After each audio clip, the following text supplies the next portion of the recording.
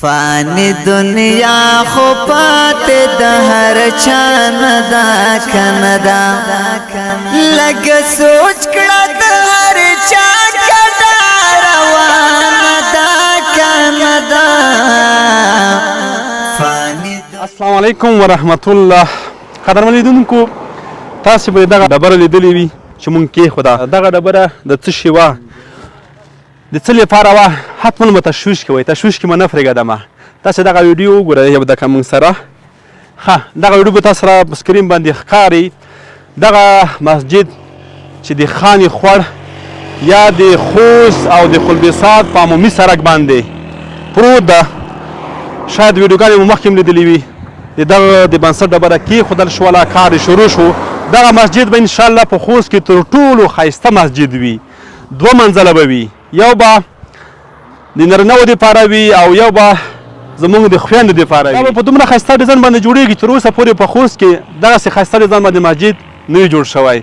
لیدونکو دغه مسجد تاسې موږ سره ګورئ. الحمدلله ډېره ښایسته نقشه مو ورته جوړه کړې د مسلکي انجینرانو په مټ باندې. الحمدلله ساحه کې موږ سره موجود دي. دوی دغه پلان تطبیق کوي او دغه نقشې نه به دوی نظارت کوي او دغه مسجد به د دوی د نظارت لاندې جوړیږي. دغه مسجد به انشاءالله دغه منطقې ته یوه ځانګړې ښکلا ورکوي، ان خوست ته به ښکلا ورکوي. راځئ د دغه مسجد په جوړولو کې له موږ سره مرسته وکړئ.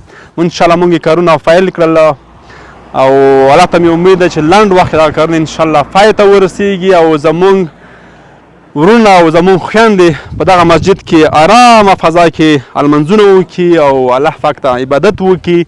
اجرونه او ثوابونه یې په هغه چا پسې ورسیږي چا چې په دغه مسجد کې یوه ذره کار هم کړی وي.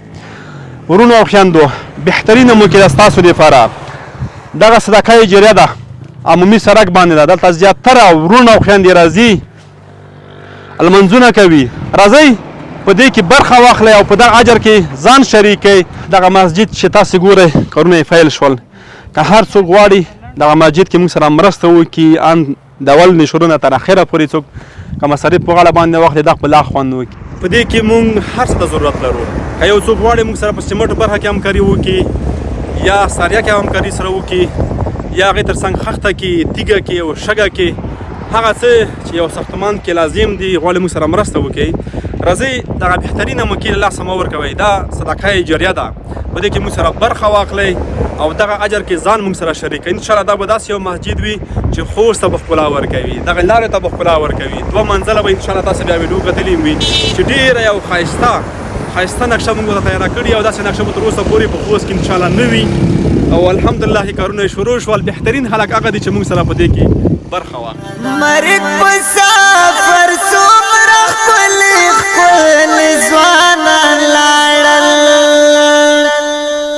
مرګ مسافر څومره ښکلي ځوانان لاړل. جار نور په دې پوه شه دنیا وران ده کنه ده، جار نور په دې پوه شه دنیا وران ده کنه ده. لږ سوچ کړه د هر چا کډه روانه ده کنه ده. فانی دنیا خو پاتې د هر چا نه ده کنه ده. فانی دنیا خو پاتې د هر چا نه ده کنه ده. جار څومره سپین مخونه خاورې شول تر کې ګلونه، جار څومره سپین مخونه خاورې شول تر کې ګلونه.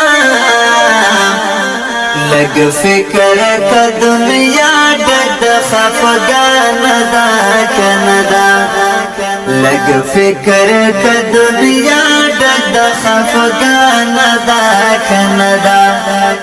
لږ